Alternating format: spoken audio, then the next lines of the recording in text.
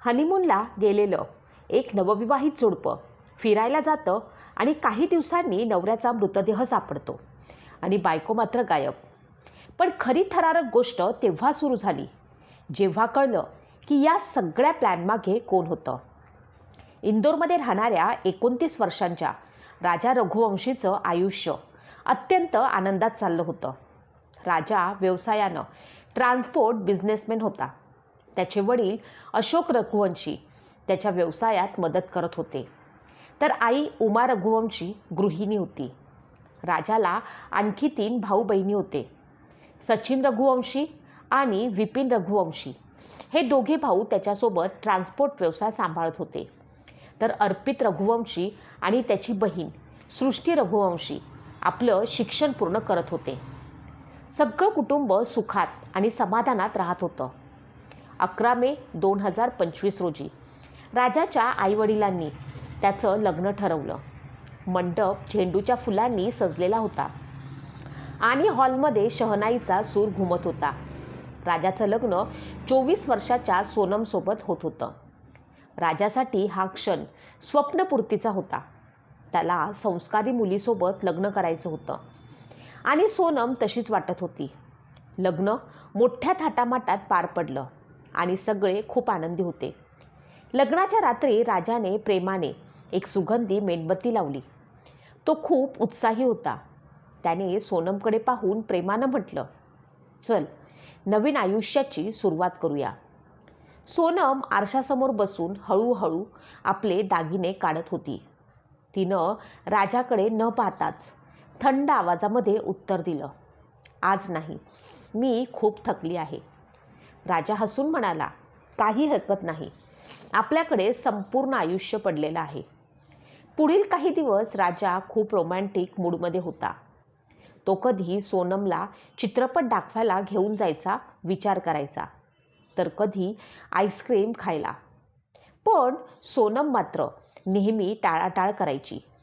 तिचं नेहमीचं एकच कारण असायचं, मी खूप थकली आहे, माझं डोकं दुखतंय, उद्या बघू. जेव्हा जेव्हा राजा तिच्याजवळ जाण्याचा प्रयत्न करायचा तेव्हा तेव्हा सोनम त्याला थांबवायची. एक रात्री उशिरा राजा छतावर फिरायला गेला. तिथे त्यानं पाहिलं की सोनम लपून कोणाशी तरी फोनवरती बोलत होती. राजा अचानक तिच्यासमोर गेला आणि म्हणाला, अगं इतक्या रात्री इथे काय करतेस? सोनम घाबरली. तिने घाईघाईत सांगितलं, काही नाही, आईशी बोलत होती. राजाला तिचं वागणं जरा विचित्र वाटलं. त्याच्या मनामध्ये शंका निर्माण झाली. तो हळूहळू आतून खचायला लागला. पण अचानक एका दिवसात सगळं काही बदललं. सोनमचं वागणं पूर्ण बदललं. ती आता लाजत होती. राजासाठी टिफिन बनवत होती. राजाला वाटलं की आता ती खरंच त्याच्यावरती प्रेम करू लागली आहे. दोघांमध्ये हळूहळू जवळीक वाढू लागली. एका रात्री राजानं विचारलं, तू सुरुवातीला मला का टाळत होतीस? सोनमने लगेच उत्तर दिलं, मला थोडा वेळ हवा होता, पण आता मला तुमच्यावरती प्रेम झालं आहे. दुसऱ्या दिवशी सकाळी सोनम म्हणाली, आपण आधी कामाख्या मंदिराला जाऊया. तिथे दर्शन घेतल्यानंतर आपण आपल्या नात्याची खरी सुरुवात करूया.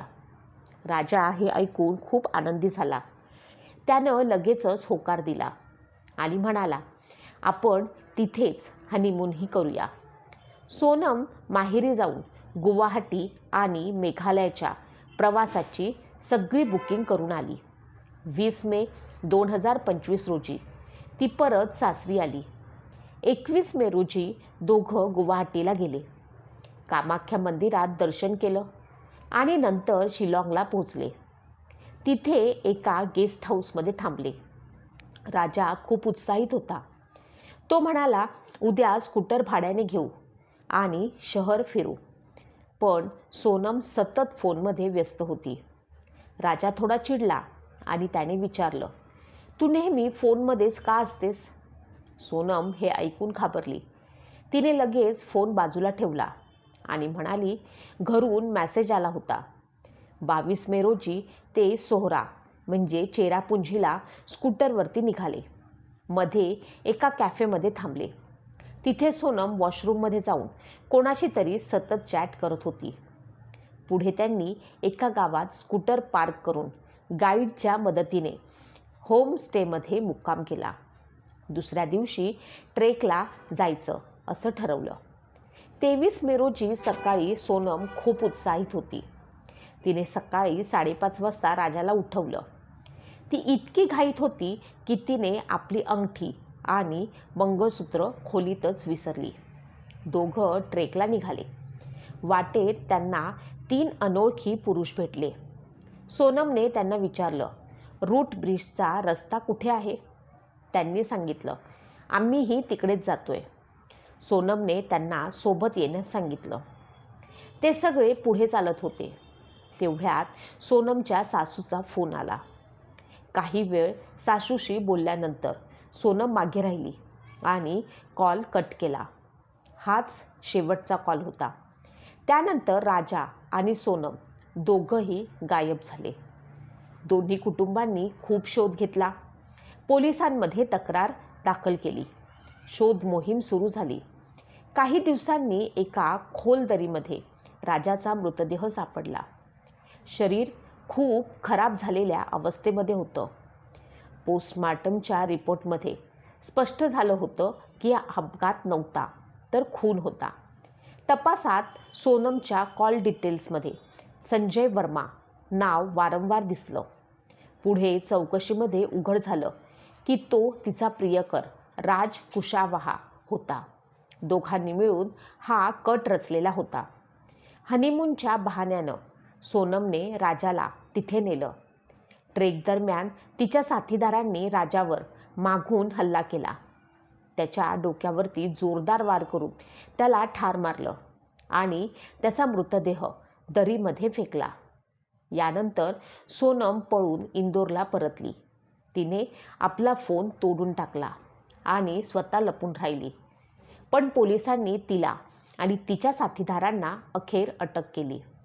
चौकशीमध्ये असं समोर आलं की सोनमचं आधीपासूनच राज कुशावाहासोबत प्रेमसंबंध होते. कुटुंबाच्या दबावामुळे तिला हे लग्न करावं लागलं.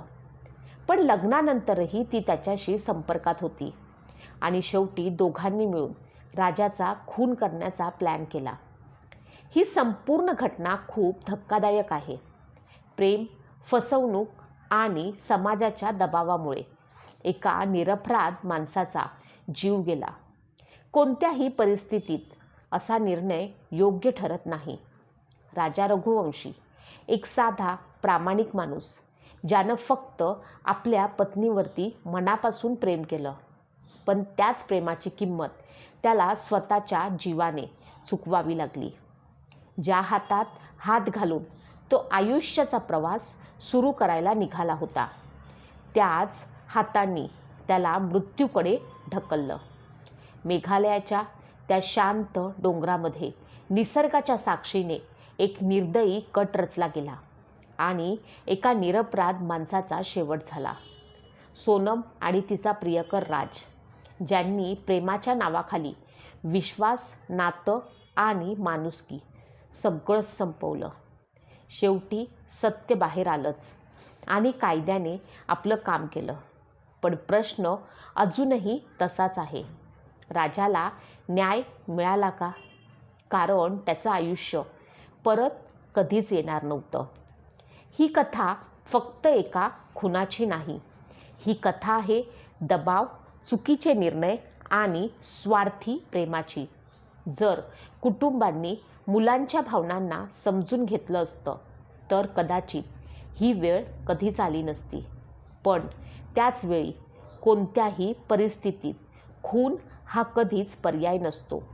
प्रेम म्हणजे स्वातंत्र्य, विश्वास आणि जबाबदारी. पण इथे प्रेम या नावाखाली फसवणूक आणि गुन्हा झाला. आजच्या काळात एक गोष्ट तर खूप स्पष्ट आहे.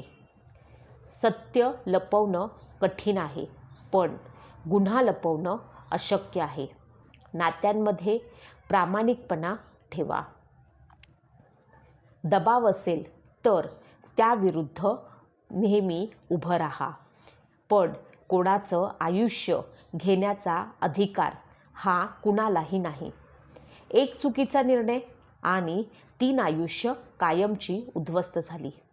1 गमावलं आणि 2 मात्र जेलमध्ये संपली.